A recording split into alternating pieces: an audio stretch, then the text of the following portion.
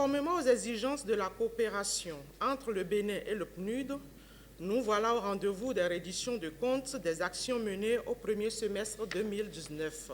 Comme vous le savez si bien, nous avons démarré un nouveau cycle de coopération qui n'enregistrerait pas les performances projetées si un processus cohérent n'avait pas été au cœur de son développement. C'est conscient de cela que je m'en voudrais de terminer mes propos sans exprimer mes remerciements au ministre du Travail et de la fonction publique, co-chef de file de l'effet 3 de l'UNDAF et aux représentants résidents du PNUD pour le leadership renouvelé, grâce auquel nous avons enregistré des performances remarquables dont les acquis sont en cours de capitalisation. Ces remerciements s'adressent en particulier au team leader gouvernance du PNUD ainsi qu'à tout son staff pour l'engagement participatif et inclusif noté dans le processus d'élaboration et d'adoption des nouveaux cadres de coopération entre le Bénin et le système des Nations Unies, en faisant référence au plan cadre des Nations Unies pour l'assistance au développement 2019-2023 et entre le Bénin et le PNUD en me référant au programme de coopération PNUD 2019-2023. C'est la première revue de cette année et du cycle. Pour ce nouveau programme, nous avons essayé de tabler un peu sur les leçons apprises du cycle antérieur, le cycle qui a fini en 2018.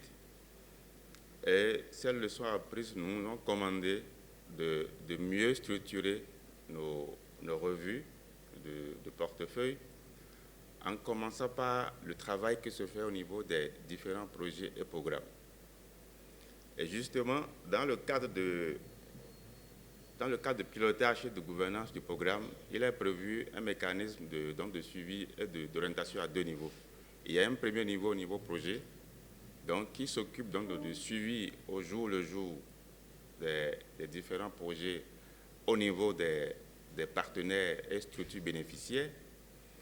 Et le second volet, et c'est là nous sommes ici ce matin donc pour ça, le second volet vient à un niveau un peu plus d'orientation, mais plus global, donc il regroupe tous les projets et programmes de même portefeuille pour faire une lecture croisée, aussi bien une lecture croisée qu'une lecture linéaire des progrès réalisés au cours de la période. Chaque année, il est prévu 2 revues.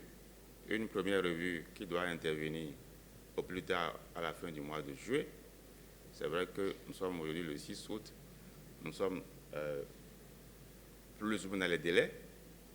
Et la deuxième revue du portefeuille doit intervenir plus tard en novembre. La présente rencontre permettra de faire le point de la mise en œuvre des actions au cours des 2 premiers trimestres, de tirer les leçons qui s'imposent, de partager les actions à mettre en œuvre au cours des 2 derniers trimestres de l'année 2019 et de procéder à des réajustements si nécessaire.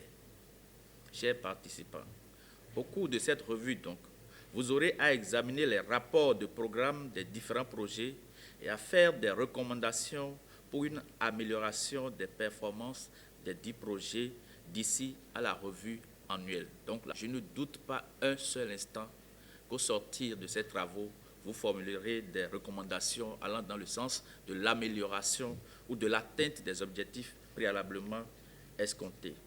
Et c'est pourquoi je voudrais, avec cet espoir, souhaiter plein succès à vos travaux. Je vous remercie.